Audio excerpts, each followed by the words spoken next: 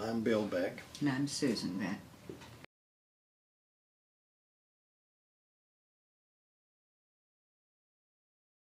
I was president of Historic Fredericksburg Foundation at the time and had been, I guess in '96, I had been the president for a couple of years. And part of what I wanted Historic Fredericksburg to do all along was to sort of broaden its reach to the whole Fredericksburg region. And we had a pretty simple mission statement at the time, that something to the effect of, we protect historic resources, protect and preserve historic resources. So it seemed obvious that we should be involved with Ferry Farm. That whole event started in February of that year, just a few weeks before George's birthday. Susan and I got home from an antique show we had been participating in Richmond, and played the messages on the phone machine, and the first message was a sort of breathless Ceci Howe saying, "Bill, you've got to help, you've got to help. They're going to build a Wal-Mart on Ferry Farm." And that was the beginning of what really turned out to be probably the most sort of intense, busy, active few months of our lives. It really was quite an endeavor, but it turned out well.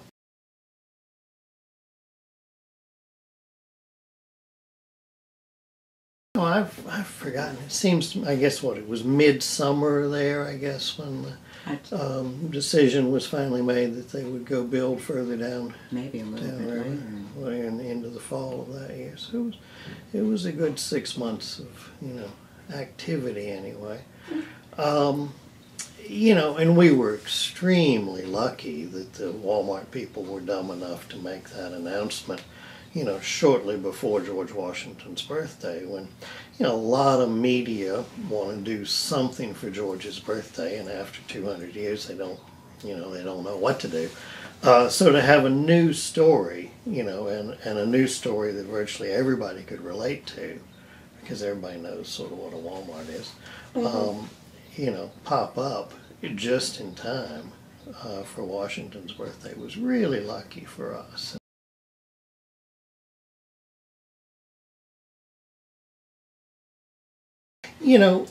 Mostly it was a PR campaign. It was how to constantly get it publicized and make people pay attention.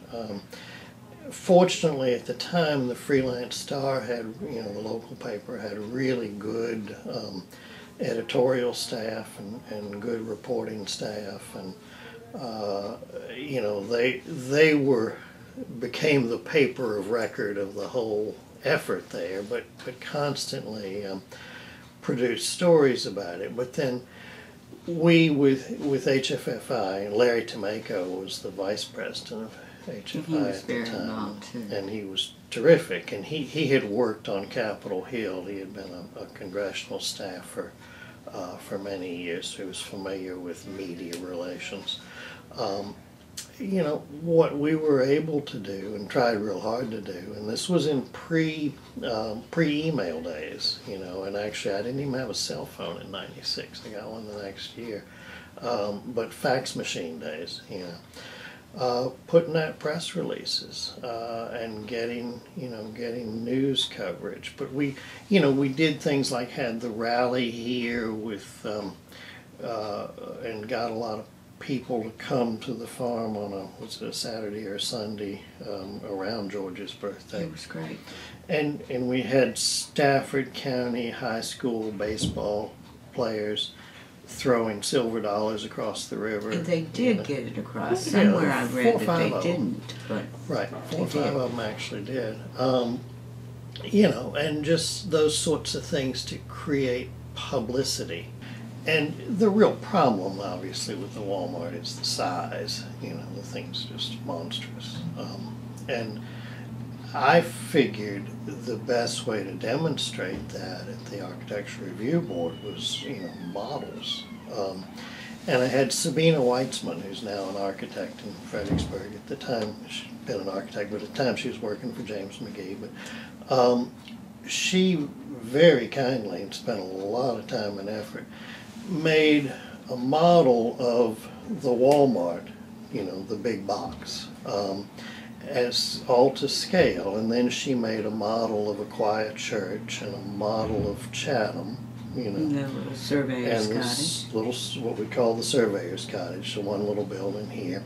And then she also did just a flat piece of cardboard for the foundation of the Washington home that we thought we knew at the time. And then the Wal-Mart model box with no roof on it, so it was an empty box, you know.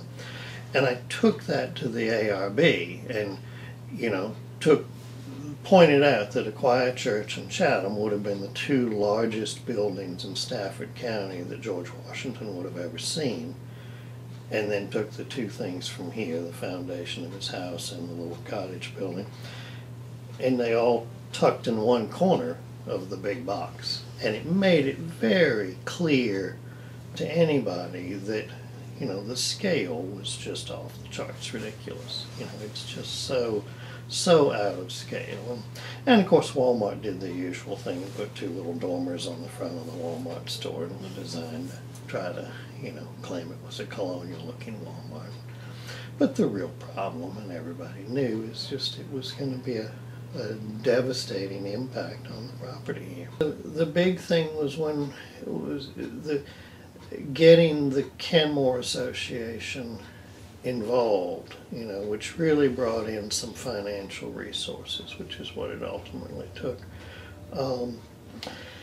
And Vernon Edenfield, who was the director of Kenmore at the time, it was not an entirely easy thing for him to convince the you know, the Kenmore regents that they should take on this farm with nothing on it. But, you know, Kenmore had for generations focused on a pretty house, you know, and you know, focused on furnishing that pretty house.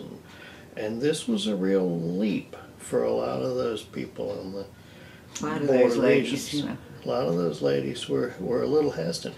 And it was going to be a lot of money, and they knew it was going to be a lot of money. You know, that they would have to really broaden the whole scope of the thing.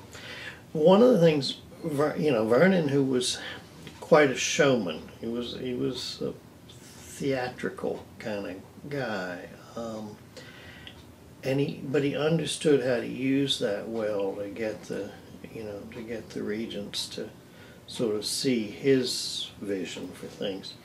But and it was great fun. But he set up for the regents to have dinner on the riverboat, the City of Fredericksburg, you know, dinner cruise boat that's down at City Dock. And he wanted, you know, right as you leave City Dock there, the first thing you pass on this side is Ferry Farm. And yet there's none, at the time there was absolutely nothing to see. Just other than the steps going down to the hillside. Yeah, little steps the Boy Scouts had put in. So Vernon wanted some way to, you know, sort of give it a little appearance, you know, make it show up as something. And so we decided, Larry Tomeko and Susan and I decided we'd get a... David Newhall. Yeah, Larry's friend Dave Newhall, get a bagpiper to come and play.